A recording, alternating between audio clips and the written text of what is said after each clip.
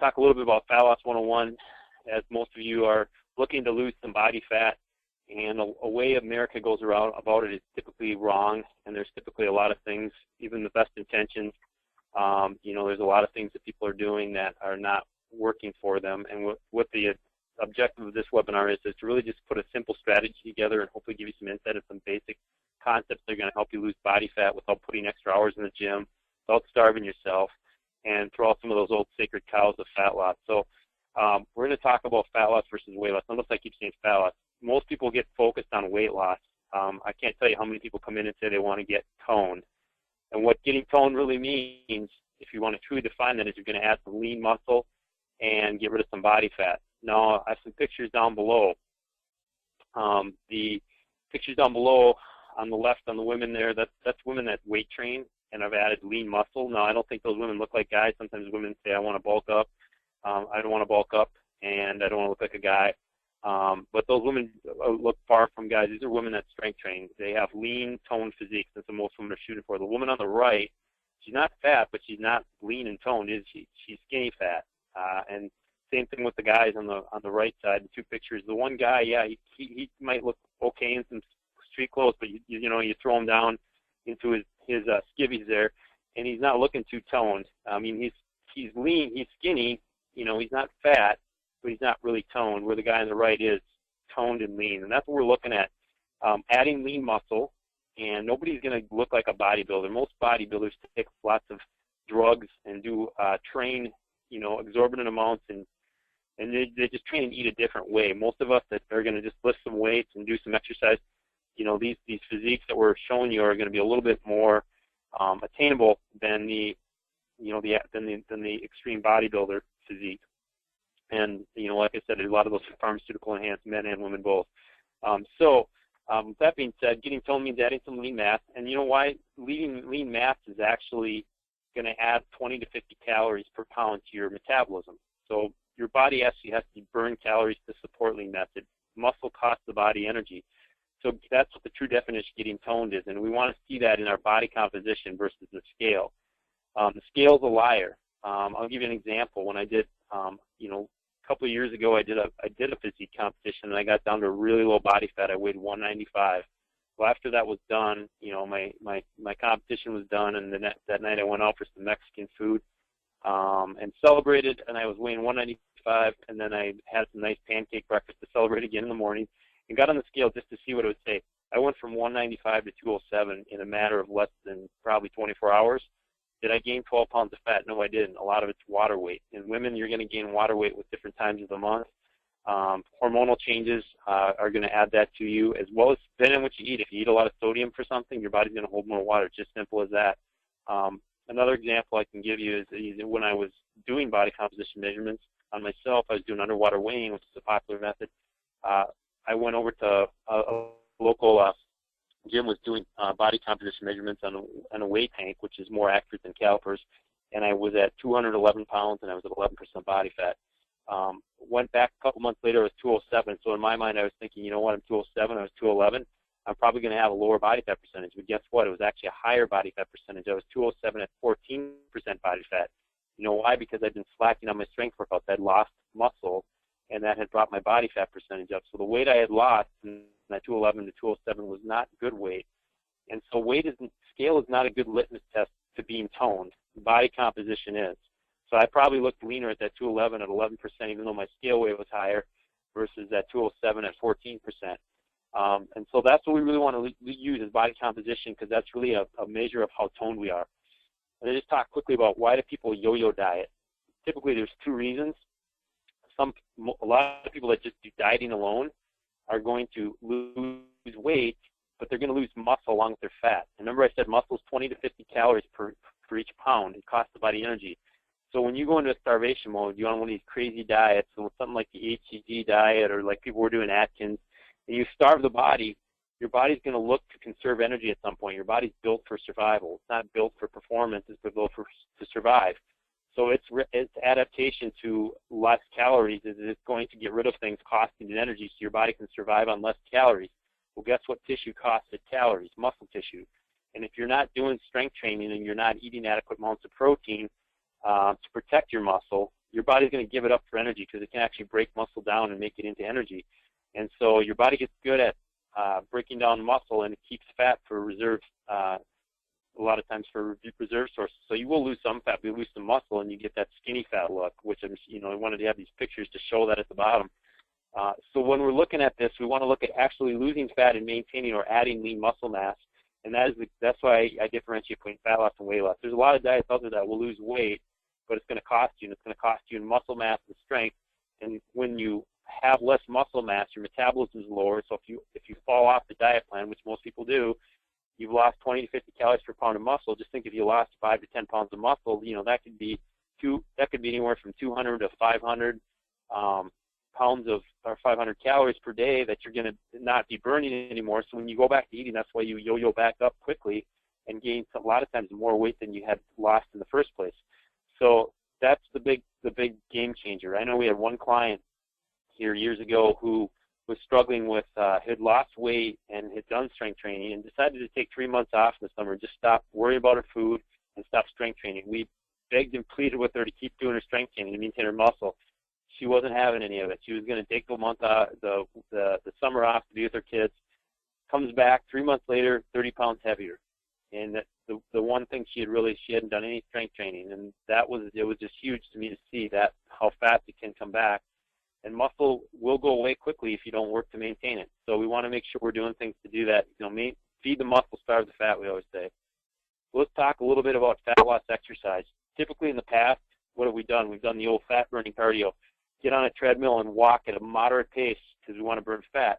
Well, it's true that fat is the primary fuel source for that type of a workout if you're burn more fat. The problem is it doesn't really effectively stimulate the metabolism. And so what a lot of research has shown is higher intensity workouts, meaning you're going to be huffing and puffing, sweating more, heart rate's up, you get that lactic acid burn. Those are going to produce better fat loss results because you're not using fat as a primary fuel source during the workout, but it's the metabolic environment that you set up doing these type of workouts. So let's just talk about strength workouts. Strength workouts should not be sitting on machines, doing 10 reps, resting a minute, doing 10 reps, the old sterile Cybex or Nautilus workouts that people did. Strength workouts should be moving, circuit-type workouts, and using big movements. When I talk about big movements, I talk about squats, lunges, overhead pressing, combined movements where that use the whole body, like a squat to an overhead press. We call it a thruster or a push press.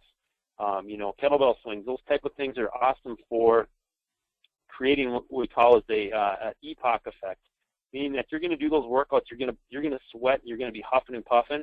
But two things happen with those type of strength workouts: is you're going to stimulate HGH, otherwise known as human growth hormone, and that is a hormone that helps you burn body fat. You're also going to stimulate catecholamines, which is other chemicals in your body that help burn body fat. So you're stimulating your fat burning hormones. And the epoch effect, number two, you see below there, is the afterburn effect. So you're gonna crank up the metabolism so much during the workout that it's going to continue to burn at a higher rate 24 to 36 hours afterwards. It's like an afterburn effect. So your body's burning calories at an elevated rate long after the workout's over. You just don't get that from the old steady state cardio. Not that I'm throwing that totally out the window. Steady state cardio can be useful. I know some people just need that mental piece to go take a walk. Sometimes it's good if you're really sore just to flush the body out. But if you don't have a lot of time and you want maximum results, you got to focus on high intensity training. And typically, we like to do here, I'll give you an example. We'll do a set of squats, maybe a set of pull-ups, and a set of presses, and we'll do them in a circuit format with fairly heavy weights, and we'll do, metabolic circuits, maybe kettlebell swings with push-ups and a core exercise followed up by maybe sprints up a hill. Those are the type of exercise, those are the type of strength workouts you want to be doing because they're going to train your heart to be stronger. You're going to get cardio benefit, but you're also going to get those metabolic benefits. And then when it comes to HIIT cardio, same thing applies here. Higher intensity is going to yield better results. Now the cool trade-off is here, you don't have to spend a lot of time. Just 10 to 15 minutes of good high-intensity work will do wonders. It creates that hormonal environment. It does the same thing as a strength workout. It's another way to stimulate human growth hormone and catecholamines. And, a lot of people think of high-intensity work that they have to have a treadmill. Not necessarily. I put this woman swinging a kettlebell in there just to kind of prove a point. we use things where you maybe you're on a treadmill maybe initially or an elliptical, and you maybe go for a couple minutes to warm up, and then you jump off and you do some high-intensity kettlebell swings for 30 seconds to a minute, get that heart rate up, then jump back on and recover. There's also things called complexes where maybe you do kettlebell swings for 10 reps, you do kettlebell overhead presses for 10 reps, you do kettlebell squats for 10 reps, and then maybe do kettlebells with a row for 10 reps. So this is called a complex. You just never really let go of the kettlebell. It's like a circuit within a circuit. Another great way to stimulate your metabolism. You can do these even as we call metabolic finishers, as post-workout, during the end of the workout, do 5 to 10 minutes of intense cardio work, because once again, we're trying to stimulate HGH and EPOC down below, all those, the hormones and the metabolism at the same time. So the high-intensity cardio can be structured in different ways. That's one way you can do it. The other way is if you're just doing your regular cardio, and here's actually, I'll put a plug in for steady state. So you get in and you do 5 minutes of like the steady state to warm your body up, and then do some type of sprints. Now, if you can't run, you can do this on an elliptical, you can do it on a bike. It's just all relative to your fitness level, but you do 5 to 15 intervals, do 30 to 60 seconds of working at a high intensity, so like a sprint or a semi-sprint, or cranking it up on the stepper, or running a hill or something where it's going to challenge your heart rate, and then you do the same equal amount as time recovering. So if I did 30 seconds of sprints, I'm going to do a 30-second recovery power walk, and then maybe 30 seconds of sprint, a recovery power walk or jog, or maybe 30 seconds on the elliptical. I'm going to crank it up as fast as I can, and I'm going to go 30 seconds coming down to a slower pace, 30 seconds up, 30 seconds down. That's what a HIIT type workout works. Now, when you do a HIIT cardio, you're actually going to push fatty acids into your bloodstream, and so another good way to get rid of those fatty acids so they don't get reabsorbed is to do some steady state cardio at the end. Ideally, you want to do 20, 25 minutes, but if you don't have time, even 10 to 15 minutes of steady state, it's a good way to cool the body down and flush some of those fatty acids out of the system so they don't get reabsorbed. So HIIT cardio is going to be your best bang for your buck. And doing it a couple times a week. And if you don't have time, what if you say, well, I don't have time to do cardio and strength separate? Simple thing, like I mentioned earlier, metabolic finishers, is put a mini HIIT cardio at the end of your workout. So put 10 minutes of HIIT cardio in at the end of your workout, and it can be in all different shapes or forms. I know, a lot of times with our clients we'll do, Tabatas, which is, 20 seconds of jump roping, 20 seconds relax, 20 seconds of jump roping, or maybe 20 seconds of kettlebell swings. It's a format. But it's just high-intensity work at the end of the workout, just once again to stimulate the right hormones and the metabolic afterburn effect. So that's how you want to structure your exercise. When it comes to fat loss nutrition, I'm going to talk about some different things that I think are really, really crucial. And 80% of people that struggle with weight loss, this is where 80% of the results are. So we want to be looking at these type of things in terms of having success. So the number one thing I see when I'm looking at food journals is controlling blood sugar spikes and insulin. When you spike blood sugar, when you eat something that has a lot of sugar or a processed carbohydrate, like let's say like a popcorn or chips or something, it might necessarily have sugar in it, but it breaks down quick like sugar. It's going to raise your blood sugar very, very fast. And what your body's going to do to try to control that is release a bunch of insulin. Insulin is a fat-storing hormone.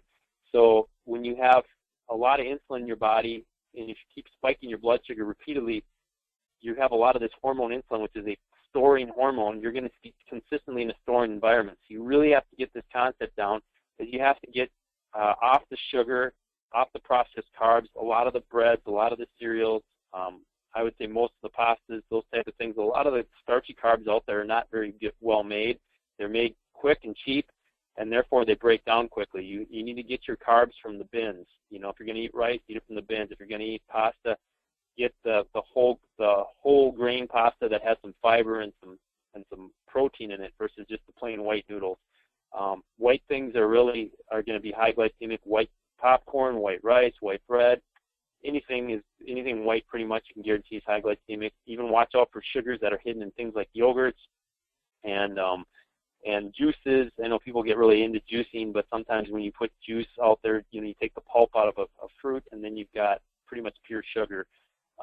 Dehydrated fruits like raisins and stuff, eating those things on their own, all those things are going to spike your blood sugar. So you really have to watch this, and you want to eat really good, whole grain carbs. Like I said, getting things from the bins, getting things that aren't in a box or a can, things that are more natural, and then making sure you're combining your meals with protein, because protein helps control blood sugar spikes, and as well as fiber as well, and even good fats.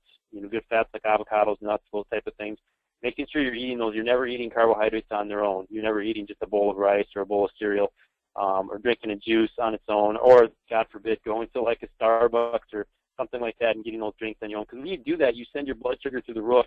And every time you spike your blood sugar, think about it this way. It takes probably about 24 hours for your body to recover from that. So if you're doing that once a day, every day, it's going to be really hard to make progress. It's kind of like spinning your wheels in the mud.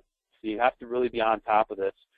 Number two, get your body into a rhythm. So often I hear people, their nutrition's all over the board. And think about it this way: when you start getting up at a certain time every day, a lot of times you don't even have to get up to your alarm. Your body just kind of figures it out. Same thing with nutrition. Is you got to make sure that you get your body into a habit. You're eating around the same times every day, eating similar things during the same times, and get into a rhythm.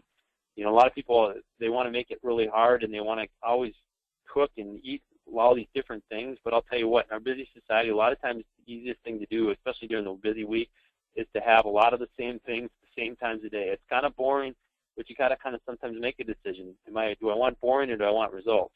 Most of us don't have time to cook a bunch of different gourmet meals, and so get into a rhythm of eating around the same times. If you have like appointments, block off time. Make sure you're planning time to eat, and you're getting that body into kind of a consistent rhythm. Most people come in, it's random. Sometimes they eat breakfast, sometimes they don't. Sometimes they have a healthy dinner, sometimes they don't, and their body just never really their metabolism can never get into that rhythm.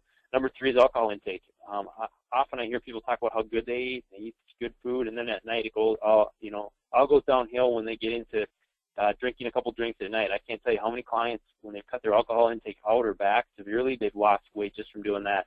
The reason being is alcohol has empty calories. The calories, fats, carbohydrates, and protein, the calories from those nutrients, those macronutrients, can all be assigned roles. Alcohol calories the calories from alcohol really cannot be assigned roles. They really don't add any extra benefit to your body. And really, when you drink alcohol, it's just a lot like putting sugar into your body. The mechanics are really similar to the same, and alcohol will mess up your chemical balance and your hormonal balance. So it's not just the calories from alcohol, but it's the chemical and hormonal things that it does to your body. And I can think back, what does alcohol typically lead you to do? It's to eat. I remember going back in my younger days when we'd go out on the weekend, when we were done being downtown at the bars, we'd always want to go to Perkins to get pancakes, right? We're hungry after drinking beer all night.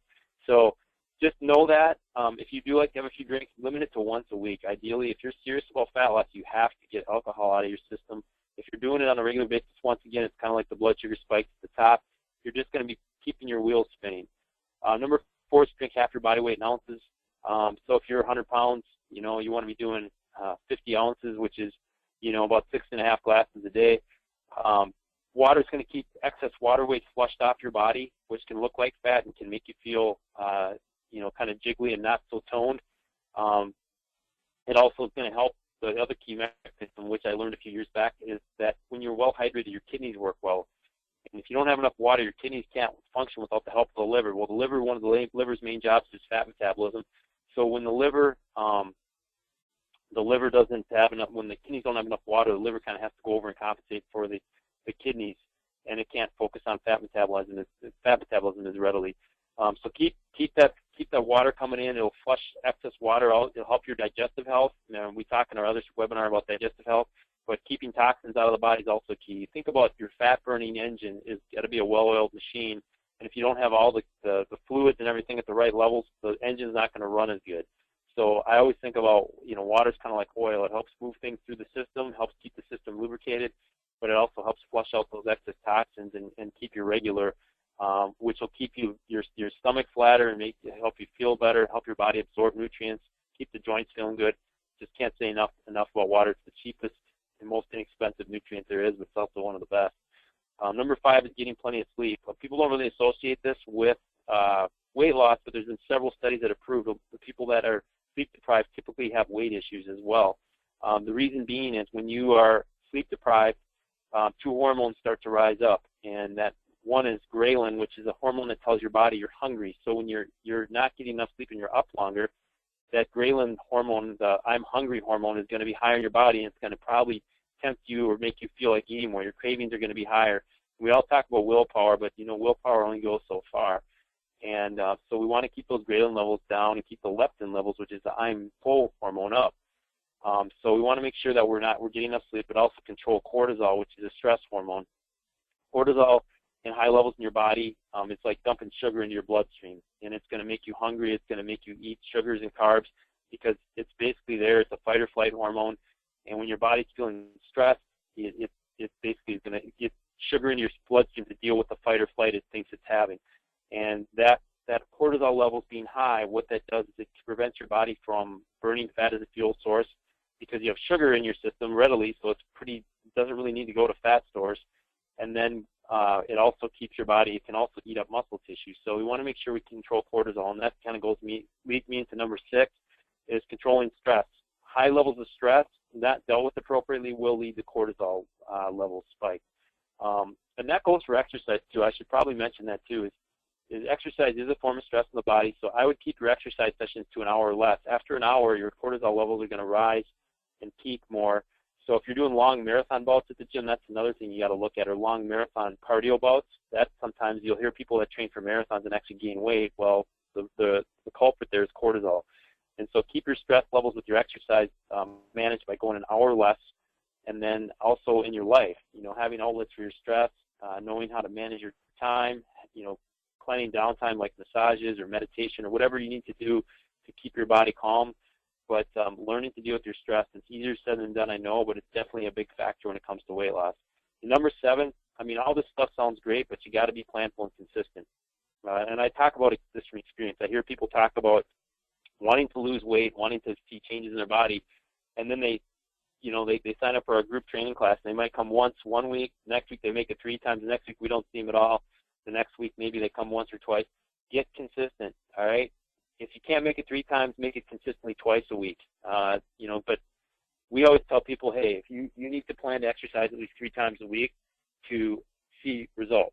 And 2 of those exercises should at least be strength training circuits. Like I said, we want to stimulate muscle tissue, which stimulates the metabolism. Get consistent with your exercise, and talk about your food too. A lot of people we want to get them on the Fitness Pal, and that's our nutrition logging site we use. So when you're getting on there, you want to be consistently logging, so you're conscious of what you're putting in your body each and every day. You need to take account of that. You got to track what you want to improve, and part of being consistent with that is having a plan. If you don't have, it's the old adage, if you don't have a plan, not having a plan is planning to fail.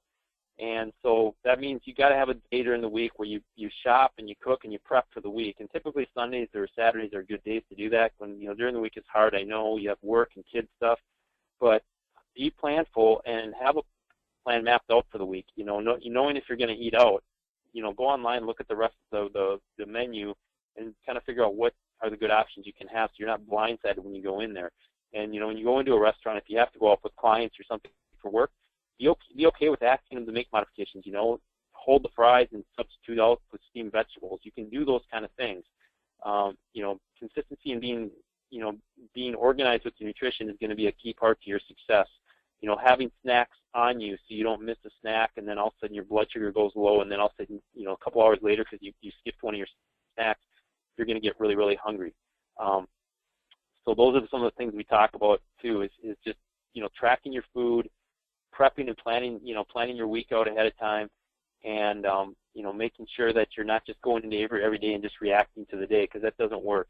Typically when people do that, they don't have good choices on board. If you don't have good food at home, it's much easier when you're done and you're tired from work to roll through the drive-thru or go out to eat and get something quick and easy. So you have to really put time into this nutrition thing. If you don't, you're not going to see the body changes that you want to see. So hopefully that helps you out. This is just a basic start for the fat loss thing. Log your food, work on these things, communicate with your coach. Your coach can go through these things with you as well. We look for all these things in food journals, but this is Nutrition 101, and this is to get you guys off on the right steps. So if you have any questions, please contact us or your coach, and thanks for being on the webinar.